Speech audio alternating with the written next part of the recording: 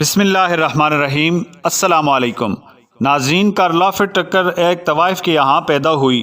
اس کی ولدیت کے خانے میں اس کی ماں ہی کا نام لکھا گیا۔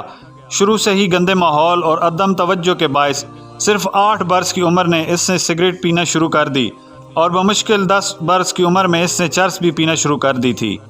ناظرین، پھر 1983 کی وہ رات آ گئی جب اس نے اپنے دوست کے ساتھ مل کر ایک جوڑے سے موٹر سائیکل چھینی اور اسی دوران انہوں نے اس جوڑے کو ہلاک کر دیا اور یہ دونوں فرار ہو گئے۔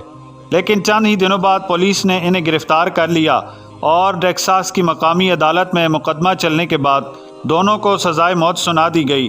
اور اسی دوران جب جیل میں اس کا دوست بیمار ہو کر جیل میں انتقال کر گیا، جس کے بعد وہ تنہا رہ گئی۔ ناظرین، جیل حکام کو اس حادثے کا کوئی علم نہیں کہ جس نے اس کی زندگی کا رخ بدل دیا۔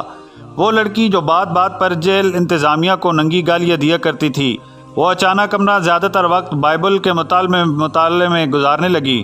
وہ نشئی عورت جو ہر وقت سگریٹ اور شراب نوشی کا مطالبہ کرتی رہتی تھی، اب زیادہ تر وہ روزے سے رہنے لگی اور اب خدا اور مسیح کے سوا کسی چیز کا نام نہیں لیتی تھی۔ وہ ایک طوائف زادی اور قاتلہ کی جگہ مبلغہ بن گئی، ایک ایسی مبلغہ جس کے ایک ایک لفظ میں تاثیر تھی۔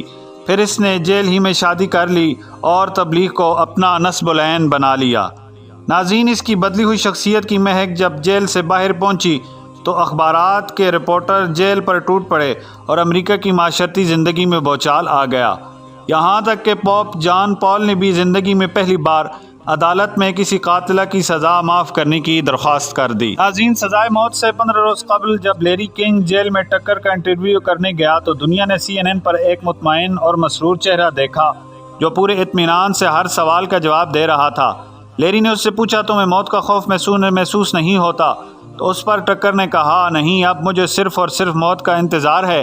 میں جلد از جلد اپنے رب سے ملنا چاہتی ہوں، اپنی کھلی آنکھوں سے اس ہستی کا دیدار کرنا چاہتی ہوں جس سے میری ساری شخصیت ہی بدل دی۔ ناظرین، جب یہ انٹرویو نشر ہوا تو پورے امریکہ نے کہا، یہ وہ ٹکر نہیں جس سے 2 معصوم شہریوں کا قتل کیا تھا، یہ تو ایک فرشتہ ہے جو صدیوں بعد پیدا ہوتا ہے، اور فرشتوں کو سزائے موت دینا انصاف نہیں۔ لہٰذا رحم کی appeal Texas board of pardon and payroll کے سامنے پیش ہوئی۔